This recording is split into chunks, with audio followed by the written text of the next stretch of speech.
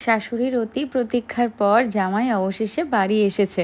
আসলে সত্যিই আমাদের আসতে একটু দেরি হয়ে গেছে, আর আসা মাত্রই মা রিচুয়াল শুরু করে দিয়েছে। আসলে সমস্ত রিচুয়ালসই আমাদের একদম সকাল থেকে শুরু হওয়ার কথা, কিন্তু সেটা তো আর হলো না। তবে মা সমস্ত কিছু গুছিয়ে গাছিয়ে একেবারে রেডি করে রেখেছে, এবার আমাদের বসার অপেক্ষা শুধু। আসলে আসতে আবার শুধু জামাইয়ের দিন, তাই রোদ থেকে আসার পর ঠান্ডা করার জন্য এক গ্লাস শরবত হাজির। খুব দেরি না করে অল্প একটু রেস্ট নিয়ে একেবারে ঝটপট সিম্পল ভাবে রেডি হয়ে নিয়েছি। আচ্ছা বলো তো আমাকে কেমন লাগছে এই শাড়িটাতে। এরপর ঝটপট কিছু না খেয়ে রিচুয়ালসের পালা শুরু করা হলো, কারণ এই সমস্ত কিছু মাকে না খাওয়া অবস্থাতেই করতে হবে। আর ততক্ষণে জামাই মহারাজ রেডি শেডি হয়ে একেবারে হাজির আসনে। আজকে আমরা দুজনে একটু টুইনিং করে ড্রেসটা পরেছি। আচ্ছা আমাদের দুজনকে কেমন লাগছে সেটা একটু জানিও তো। আজকের দিনটায় কি যে একটা অদ্ভুত রকমের এক্সাইটমেন্ট হচ্ছে, সত্যি বলে বোঝানোর নেই। সেই ছোট্ট মেয়েটা বিয়ে করে বরকে নিয়ে নাকি জামাই ষষ্ঠী পালন করতে এসেছে।